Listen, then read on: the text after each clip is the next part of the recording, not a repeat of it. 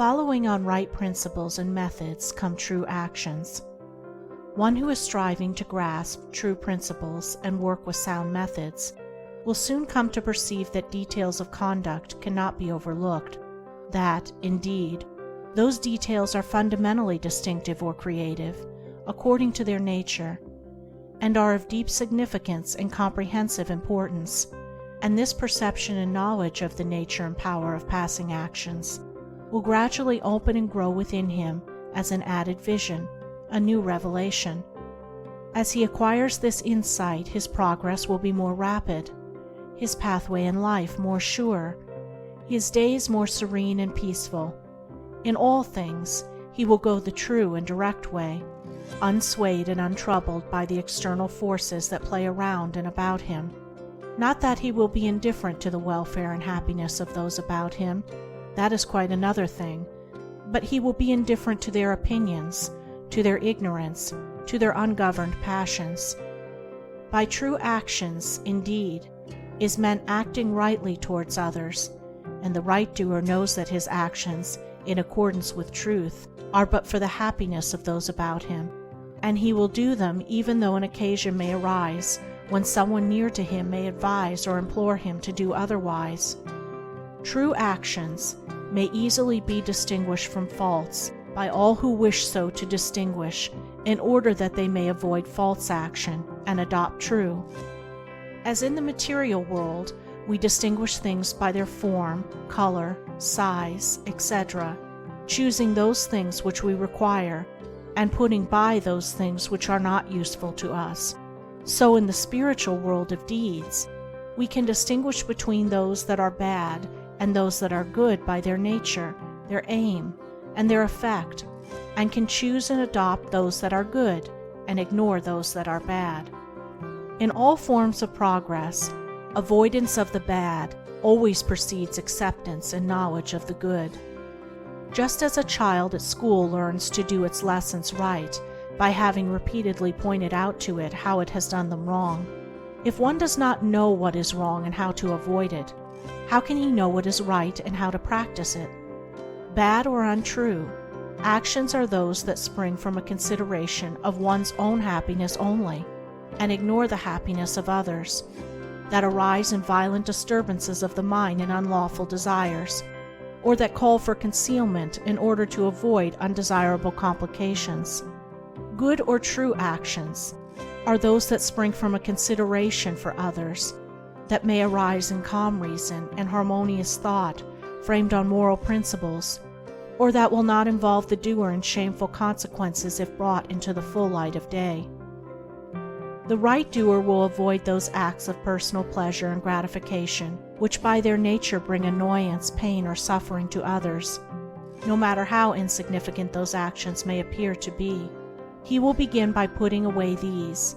He will gain a knowledge of the unselfish and true by first sacrificing the selfish and untrue. He will learn not to speak or act in anger, or envy, or resentment, but will study how to control his mind, and will restore it to calmness before acting, and most important of all, he will avoid, as he would the drinking of deadly poison, those acts of trickery, deceit, double-dealing, in order to gain some personal profit of advantage, and which lead, sooner or later, to exposure and shame for the doer of them. If a man is prompted to do a thing which he needs to conceal, and which he would not lawfully and frankly defend if it were examined of witness, he should know by that it is a wrong act, and therefore to be abandoned without a further moment's consideration.